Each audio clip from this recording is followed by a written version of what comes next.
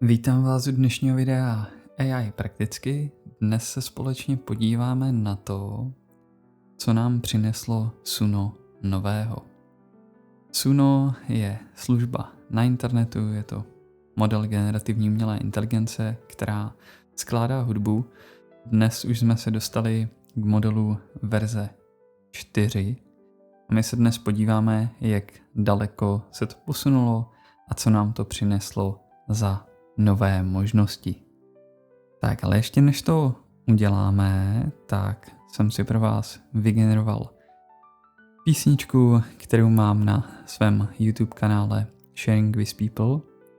A tady jsme nechali tu písničku remasterovat modelem verze 4. Tak si ji teď společně pustíme, alespoň tu první minutu, a potom se vrhneme na to další, co vlastně ty novinky na Suno AI nabízejí. Ale teď si to pojďme poslechnout a potom se posuneme.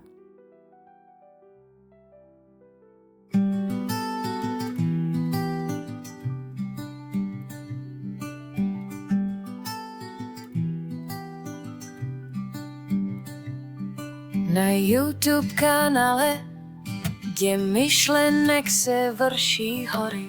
Pojďme společně začít naše nové story.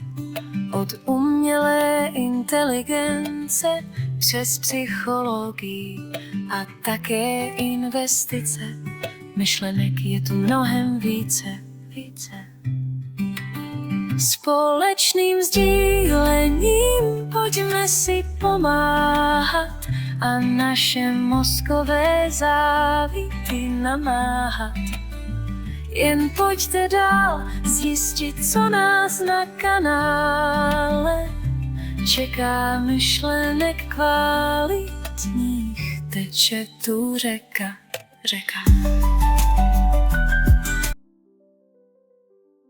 Takže jsme slyšeli, co dokáže model verze 4 a vidíme, že oproti třeba modelu verze 3 nebo modelu verze 2 se to nesmírně posunulo, ta píseň je čistší, výslovnost lepší, jednoduše vylepšilo se to téměř v každém ohledu.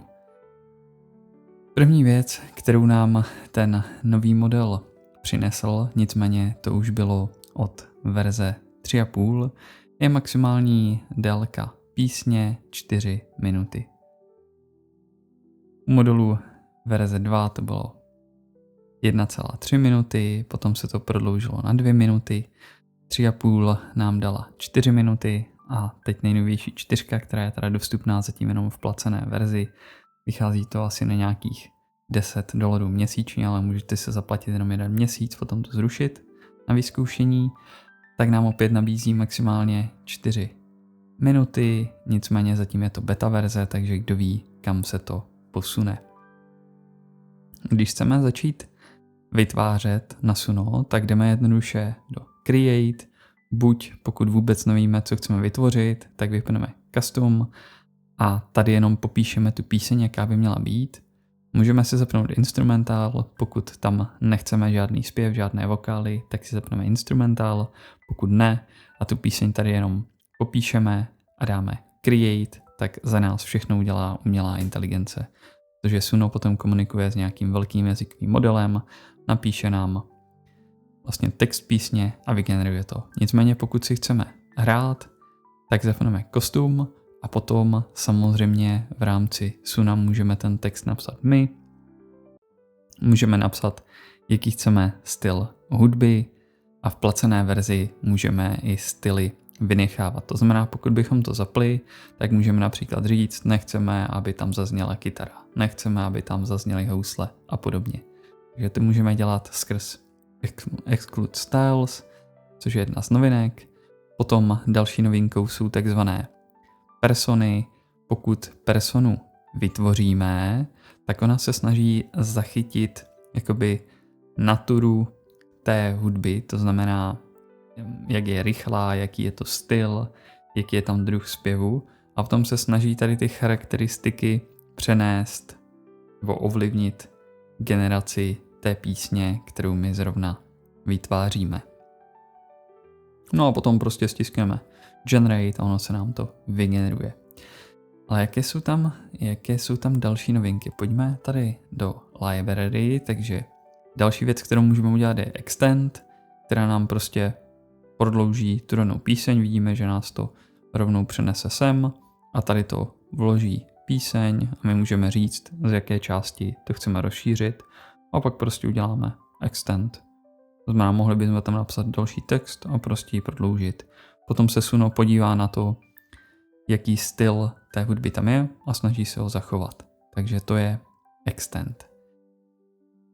Další věcí, kterou máme, je tady, když jdeme na ty 3 tečky, create, tak vidíme extend, potom můžeme udělat reuse prompt, to znamená, když zmáčkneme reuse prompt, tak nás to rovnou přenese a vyplní ten text písně a styl muziky, tak jak jsme to vyplnili, když jsme to generovali.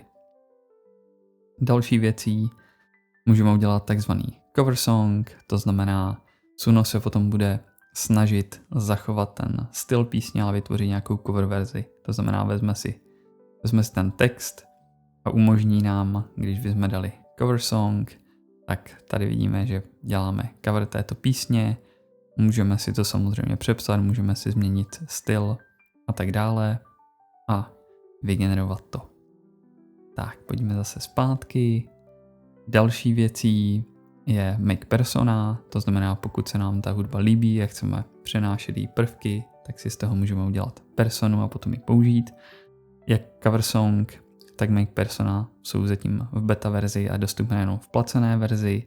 Můžeme udělat get stems, pokud bychom z jakéhokoliv důvodu chtěli udělit hudbu a zpěv. Například chceme v nějakém audio studiu ten zpěv upravovat nebo to měnit, tak můžeme si to rozdělit a stáhnout si odděleně hudbu a zpěv. Můžeme samozřejmě dělat remaster, nicméně remaster skrz verze 4 je zde z toho důvodu, když máme nějaké starší písničky, pokud bychom už Suno používali delší dobu, tak je můžeme remasterovat modelem verze 4, abychom získali větší kvalitu. No a další možnosti se potom skrývají pod edit. Tady jednak si můžeme změnit image a tak dále a detaily. Nicméně zajímavější je asi crop song, to znamená, my si můžeme vlastně vystřihnout, jak vidíme, všechny ty možnosti jsou potom tady, my si můžeme vystřihnout nějakou část písně a dokonce můžeme dělat replace section, to znamená, kdyby se nám třeba něco z písně nelíbilo, tak si můžeme dělat replace section, můžeme změnit tu lyriku neboli text písně a potom vlastně Suno se pokusí přegenerovat. Tady máme případně video, které nám říká, jak to nejlépe udělat. No a tak bych to shrnul, to jsou ty nejdůležitější novinky, co nám Suno přineslo. Jak říkám, ta cena je $10 na měsíc. Pokud člověk chce jenom vyzkoušet, zaplatí si na měsíc, může si s tím pohrát. Nicméně za mě to umí generovat opravdu úžasné věci. Tady možná ještě ukázka od modelu 3,5, kdy jsem generoval jenom akustickou hudbu. Pojďme si pustit ještě to a tím už završíme naše video. Tak pojďme si ještě poslechnout poslední ukázku.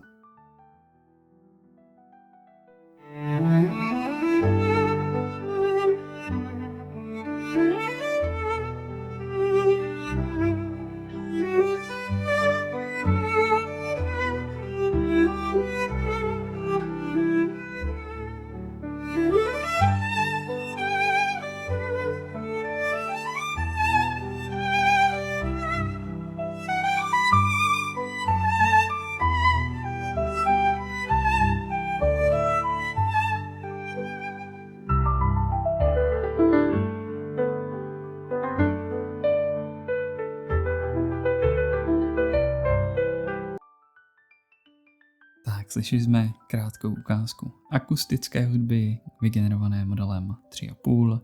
Samozřejmě bychom to mohli zkusit remasterovat modelem 4. Konec konců pojďme to zkusit.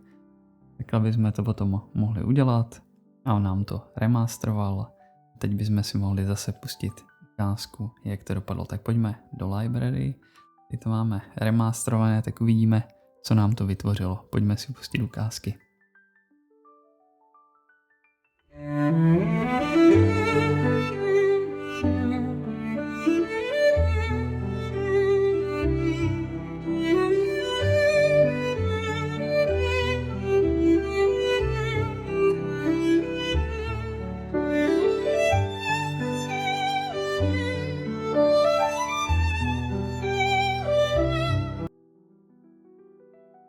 Tak obecně ta hudba z modulu verze 4 je víc prokreslená, je čistší, takže jsme viděli, jak můžeme použít, když už máme něco existujícího, remaster.